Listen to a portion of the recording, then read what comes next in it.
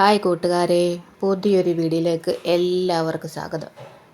ഇന്ന് നമുക്കൊരു ഹെൽത്തി ആയിട്ടൊരു ലഡു ഉണ്ടാക്കിയാലോ. ഇത് ഒരുപാട് ഗുണങ്ങളുള്ള ഇതാണ് കേട്ടോ.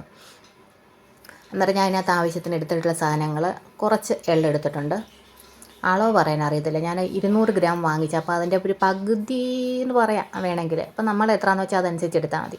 അന്നേരം ഇതിന് എള്ളിനകത്തൊക്കെ നന്നായിട്ട് കല്ലും മണ്ണും ഒക്കെ കാണും. അപ്പോൾ നന്നായിട്ട് കഴുകണം. മുകളിൽ പൊങ്ങി കിടക്കുന്നതൊക്കെ അങ്ങ് കളയണം അങ്ങ്. അപ്പോൾ നന്നായിട്ട് ഒന്ന് കഴുകിയെടുക്കുക. 2-3 പ്രാവശ്യം നന്നായിട്ടൊന്ന് കഴുകണം. അതിന് അഴുക്ക് നന്നായിട്ട് അഴുക്കുകൊണ്ട് പിന്നെ കല്ലുകളും ഒക്കെ കാണും. പിന്നെ ഞാൻ എടുത്തിരുന്ന കരിപ്പട്ടിയാണ്. അന്നേരം മധുരത്തിന് എത്ര വേണമെന്ന് വെച്ചാൽ അത്രയും. പിന്നെ പൊട്ടുകടല. നമുക്കിതിനകത്ത് എന്താണോ വേണ്ടത് അതൊക്കെ ചേർക്കാം. ഞാനിത് പൊട്ടുകടല കുറച്ചെടുത്തിട്ടുണ്ട്. അന്നേരം നന്നായിട്ടൊന്ന് വറുത്തെടുക്കാം. ഇത്തിരി ഒന്ന് കരിഞ്ഞു, പക്ഷെ അത്ര പ്രശ്നമില്ല കേട്ടോ. ഞാൻ ആ കരിഞ്ഞൊക്കെ എടുത്ത് കളഞ്ഞു. പിന്നെ നമുക്ക് നന്നായിട്ട് കഴുകി വെച്ചിരുന്ന ആ ഒരു എള്ളും കൂടെ നന്നായിട്ട് ഒന്ന് പൊട്ടി വരും. വെള്ളമുള്ള ഒത്തിരി താമസം എടുക്കും. അപ്പോൾ നന്നായിട്ട് തീ കുറച്ചിട്ട് നന്നായിട്ട് ഇളക്കിയെടുക്കുക. അന്നേരം ആ വെള്ളമയൊക്കെ പോകുമ്പോഴത്തേക്ക് നന്നായിട്ട് പൊട്ടി വരും. പൊട്ടുന്നൊരു സൗണ്ട് വരും.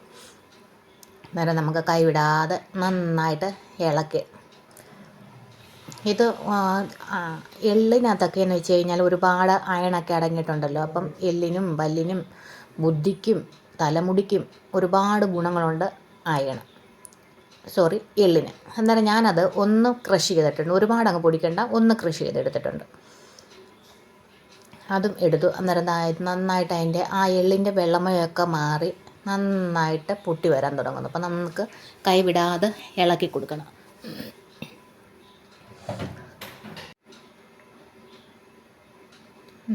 ബാക്കിയൊക്കെ നന്നായിട്ട് പൊട്ടി വരാറായി തുടങ്ങിയിട്ടുണ്ട്.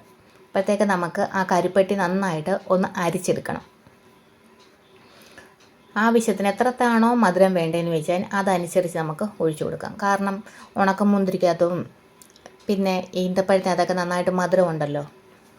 അന്നേരം ഇത് ഹെൽത്തി ആയിട്ടുള്ളതാണെങ്കിൽ ഒരുപാട് മധുരം വേണ്ട. പിന്നെ നമ്മൾ കരിപ്പട്ടിയായി എടുക്കുന്നതുകൊണ്ട് അത് നല്ല രക്തമൊക്കെ ഉണ്ടാകാൻ ഏറ്റവും നല്ലതാണ്. പിന്നെ ഞാൻ ആ കുരുവൊക്കെ കളഞ്ഞ് ഈന്തപ്പഴം എടുത്തു വെച്ചിട്ടുണ്ട്. അതും ഇട്ട് കൊടുക്കുക. അതും ഇട്ട് പിന്നെ ഉണക്കമുന്തിരിയുണ്ട്. അത് നന്നായിട്ട് ഞാൻ കഴുകിയില്ല, നന്നായിട്ട് തുടച്ചെടുത്തിട്ടുണ്ട് കേട്ടോ. ചിലപ്പോൾ ഇത് ഉണക്കുന്നതൊക്കെ ചെയ്ത് അപ്പം പൊടിയൊക്കെ കാണാൻ ചാൻസ് ഉണ്ടല്ലോ.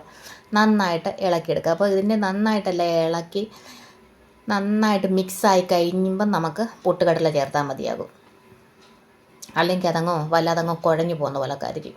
അപ്പോൾ നന്നായിട്ടൊന്ന് മിക്സാക്കി കഴിയുമ്പോഴത്തേക്ക് ആ ഒരു കരിപ്പട്ടിയുടെ വെള്ളത്തിലാകുമ്പോഴത്തേക്ക് ഇത് ഞാൻ കുറച്ച് ചുക്കുപൊടിയും കൂടെ ചേർത്തിടും. നമുക്ക് വേണമെന്നുണ്ടെങ്കിൽ ഏലക്കാപ്പൊടിയൊക്കെ ചേർക്കാം. ഞാൻ കുറച്ച് ചുക്കുപൊടിയുടെ ചേർത്തിട്ടുണ്ട്. നന്നായിട്ട് മിക്സ്. അപ്പോൾ അതിൻ്റെ ആ ഒരു കരിപ്പൊടിയുടെ വെള്ളമൊക്കെ നന്നായിട്ട് ഒന്ന് മാറിയിട്ടുണ്ട്. അപ്പോഴത്തേക്ക് നമുക്ക് ആ എടുത്ത് വെച്ചിരിക്കുന്ന പൊട്ടുകടല ഇട്ട് കൊടുക്കാം. നമുക്ക് ഇതിനകത്ത് വേണമെങ്കിൽ കപ്പലണ്ടിയോ എന്താണോ നമുക്കിതിനകത്ത് ചേർക്കാമെന്ന് വെച്ചാൽ അതെല്ലാം ചേർക്കാം.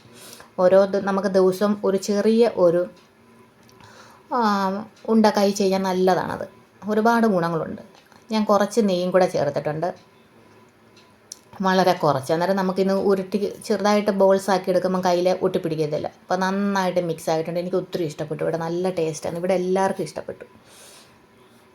അന്നേരം കുറച്ച് ഇത് എള്ളിനൊന്നും ഒരുപാട് വിലയൊന്നുമില്ല കേട്ടോ. ഞാൻ വിചാരിച്ചു സത്യം പറഞ്ഞാൽ എള്ളിനൊക്കെ ഭയങ്കര വിലയാണെന്ന് വിചാരിച്ചു.